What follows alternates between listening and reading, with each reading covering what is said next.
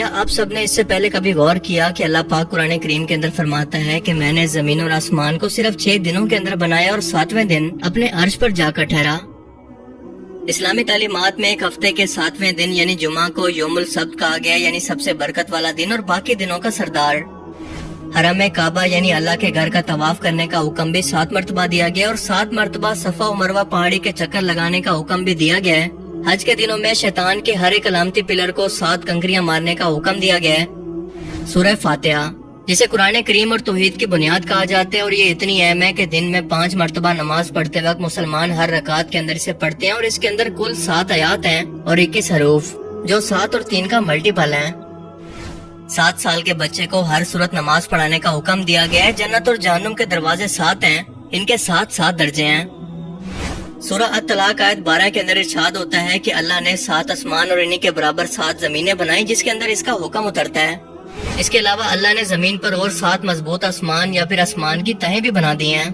حضرت یوسف علیہ السلام کے دور کے فرعون مصر کو خواب کے اندر 7 موٹی اور 7 دبلی پتلی لاغر گائیں دکھائی گئی تھی، اور قوم عاد پر اللہ نے 7 راتیں اور 8 دن تک عذاب کی آندھی کو چلائے رکھا۔ یہی نہیں بلکہ زمین پر بھی رینبو کے اندر 7 بیسک کلر ہیں جن سے باقی رنگ بنتے ہیں، اور اس کے ساتھ ساتھ میوزک کے بھی بیسک 7 سر ہوتے ہیں۔ زمین پر 7 بر اعظم ہیں اور 7 ہی سمندر کیوں موجود ہیں؟ آخر نمبر 7 کے اندر ایسی کیا خاص بات ہے کہ یہ قرآن کریم کے ہر ایک اہم واقعے کے اندر اور دنیا و کائنات کی بناوٹ کے اندر ہمیں ہر جگہ پر دیکھنے کو اور سننے کو ملتا ہے؟ یقیناً اس نمبر کے اندر کوئی نہ کوئی ایسا راز چھپا ہوا ہے جسے ہم لوگ ابھی تک نہیں جانتے۔ قرآن کریم میں نمبر 1 کے بعد نمبر 7 سب سے زیادہ بار ریپیٹ ہوا ہے، اور یہ حقیقت ہے کہ ہماری کائنات کا نظام سب اٹامک لیول سے لے کر کائنات کی ترتیب تک سب ایک خاص قسم کی میتھمیٹیکل نمبرز کی ترتیب سے ڈیزائن کیا گیا ہے۔ میتھمیٹکس یا نمبرز اس کائنات کی ترتیب کی زبان ہے، اور ہماری یہ کائنات فیبناچی نمبرز یا گولڈن ریشو کی ترتیب پر بنی ہے جسے لیونارڈو آف پیسا نے متعارف کروایا، اور یہ ترتیب کچھ ایسے ہے کہ مثال کے طور پر آپ ایک نمبر کا اسکوائر لیں، اب اس کے ساتھ اسی سائز کا ایک دوسرا اسکوائر جوڑ دیں، اب اس کے ساتھ ایک 2x2 کا اسکوائر جوڑ دیں، اب اس کے ساتھ ایک 3x3 کا، پھر 5x5 اور پھر 8x8 کا۔ اب اگر ہم بالکل اسی ترتیب کو اسی طرح سے بڑھاتے جائیں تو یہ خاص قسم کی اسپائرل شیپ کو بناتی ہے جسے ہم کہتے ہیں گولڈن ریشو یا فیبناچی نمبرز۔ یہ وہ ترتیب ہے جو کہ اس وقت حاصل ہوتی ہے جب ہم ایک پچھلے نمبر کو اگلے 2 نمبرز کے اندر شامل کرتے جائیں، اور حیرت انگیز طور پر پودوں کے پتوں سے لے کر پھولوں، یعنی ہر ایک پودے، جانور اور خود انسان کے جسم کے اندر بھی بالکل یہی ترتیب موجود ہے۔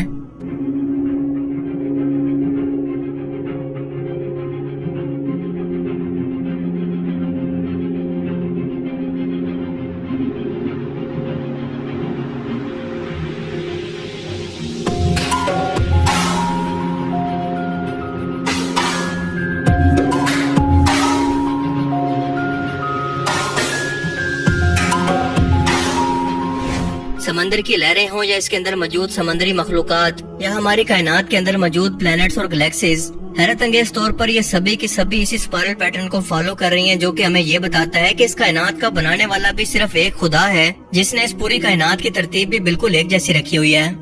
یہ ہمیں کائنات کے ایک خالق یا ایک ہی سوچ کا پتہ دیتی ہے۔ کچھ ہی سال پہلے اس فارمولا کی مدد سے انسانوں نے کائنات کی حیرت انگیز ترتیب کی کھوج کی، اور انسانوں کو اللہ کی قدرت کی ایک اہم ترین جھلک نظر آئی کہ یہ کتنے پرفیکٹ انداز کے اندر سوچ سمجھ کر بنائی گئی ہے، جیسے کوئی انجینئر ایک بلڈنگ بنانے سے پہلے اس کا پورا اسٹرکچر اور اس کے نقشے کو بناتا ہے تاکہ یہ ٹکی رہے۔ پر ہمیں آج تک یہ نہیں پتا کہ یہ کائنات کے اندر ترتیب موجود کیوں ہے، بس یہ پتا ہے کہ یہ موجود ہے۔ بالکل ایسے ہی جیسے ہم نمبر 7 کو اسلامی تعلیمات سے لے کر زمین و آسمان کی ہر ایک ترتیب کے اندر دیکھتے ہیں، مگر اب تک یہ نہیں جانتے کہ اس کے پیچھے خاص وجہ یا میتھمیٹیکل لاجک دراصل ہے کیا۔ آسان الفاظ میں اسلامک اسکالرز کے لیے اور سائنٹسٹ کے لیے نمبر 7 آج تک ایک مسٹری ہے، ایک پہیلی جس کا اب تک کسی کے پاس کوئی جواب نہیں۔ شاید اب تک ہم انسانوں کا دماغ اتنے ایڈوانس لیول پر نہیں جا سکا کہ اس کی گہرائی کے اندر اتر سکے، پر یقیناً مستقبل کے اندر ہم انسان اس کے متعلق کوئی نہ کوئی کھوج تو ضرور لگا لیں گے، کیونکہ اللہ تعالیٰ خود یہ چاہتا ہے کہ ہم اس کی کائنات پر غور و فکر کریں اور اس کی ترتیب پر غور کریں تاکہ اس کی ذات کو پہچان سکیں۔ اسی لیے وہ بار بار انسانوں کو دعوت دیتا ہے کہ ہم نے دنیا و کائنات کے نظام کے اندر دن اور رات کے بدلنے کے اندر نشانیاں رکھی ہیں، مگر صرف اور صرف عقل والوں کے لیے۔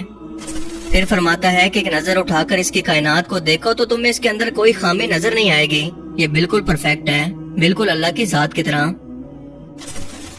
कुरान करीम इल्म के अलावा नंबर्स की तरतीब के लिहाज से भी एक मौजे से कम नहीं है। मिसाल के तौर पर अगर आप पूरे कुरान का मुताला करें तो लफ्ज सजा 117 बार रिपीट हुआ है, जबकि लफ्ज माफी 234 बार। इसी तरह से अल्लाह ताला कुरान करीम के अंदर हजरत मोहम्मद सल्लल्लाहु अलैहि वसल्लम से कुरान पाक के अंदर फरमाता है कि कहो, ये कहो का लफ्ज 332 मरतबा रिपीट हुआ है, यानी 332 टाइम्स। और इसके जवाब में लफ्ज उन्होंने कहा भी 332 मरतबा रिपीट हुआ है। हैरत अंगेज तौर पर लफ्ज दुनिया और आखिरत की जिंदगी दोनों 115 मरतबा रिपीट हुए हैं। शैतान और फरिश्ते दोनों का जिक्र पूरे कुरान करीम के अंदर 88 यानी 88 टाइम्स के अंदर हुआ है। ये कैसे मुमकिन है? जन्नत और जहन्नुम दोनों का जिक्र 77 टाइम्स, जबकि ज़कात और बरकत के लफ्ज दोनों 32 मरतबा यानी 32 टाइम्स के अंदर रिपीट हुए हैं। यही नहीं बल्कि मौसम भी, सर्दी और गर्मी की सूरत दोनों 5 मरतबा पूरे कुरान पाक के अंदर बयान हुए हैं। मर्द और औरत दोनों को बराबर 23 मरतबा बयान किया गया। और उसके पीछे लॉजिक ये है कि इंसान की तख्लीक के वक्त बायोलॉजिकली तौर पर एक बच्चा अपने 23 क्रोमोसोम्स को लेता है माँ से और 23 लेता है अपने बाप से, जो टोटल एक इंसान के अंदर 46 होते हैं। एक इंसान के डीएनए के अंदर मौजूद ये क्रोमोसोम्स इंसान के हर एक कैरेक्टर और जिस्म को डेवलप करते हैं। क्या ये भी इत्तेफाक है? इसके अलावा जिंदगी और मौत दोनों का जिक्र 140 टाइम्स के अंदर किया गया है। मजीद पूरे कुरान के अंदर जमीन का जिक्र 13 टाइम्स, जबकि समंदर का जिक्र 32 टाइम्स के अंदर किया गया है। इन दोनों नंबर्स को अगर जमा करें तो ये बनता है 45। अब जमीन के जिक्र को यानी 13 को 45 से तकसीम करें तो ये बनता है 28.88%। अब इसी तरह समंदर के जिक्र को यानी 32 को 45 से डिवाइड करें तो ये निकलता है 71%। और हम सभी लोग जानते हैं कि हमारी टोटल जमीन पर खुश्की हमारे पूरी जमीन के 28.88% हिस्से पर मौजूद है और समंदर 71% हिस्से पर। अल्लाह अकबर। क्या अब भी कोई कह सकता है कि ये सब कुछ महज इत्तेफाक है? इसके अलावा कुरान करीम के ऐसे बेतहाशा मौजूद मौजूद हैं जो कि इस किताब को अल्लाह का कलाम और इस कायनात को इसकी तख्लीक साबित करते हैं, मगर सिर्फ अकल वालों के लिए इनमें निशानियां हैं। बाकियों के लिए जिनकी आंखों पर पट्टी और इनके दिलों पर मोहर है, इनके लिए ये सब कुछ सिर्फ एक इत्तेफाक है, जैसा कि इनका दुनिया में आना। अल्लाह ताला से दुआ है कि वो हमें समझने की और नेक अमल करने की तौफीक अता फरमाए। आमीन। मुझे उम्मीद है कि आज की इस वीडियो से आपको बहुत कुछ नया जानने को मिला होगा और ये वीडियो आपको पसंद आया होगा। अगर ये वीडियो आपको अच्छा लगा तो इसे लाइक कीजिए और अब मैं मिलूंगा आपसे एक ऐसी नई इंटरेस्टिंग वीडियो में। तब तक के लिए अपना बहुत सा ख्याल रखिएगा। Thanks for watching this video. Allah Hafiz.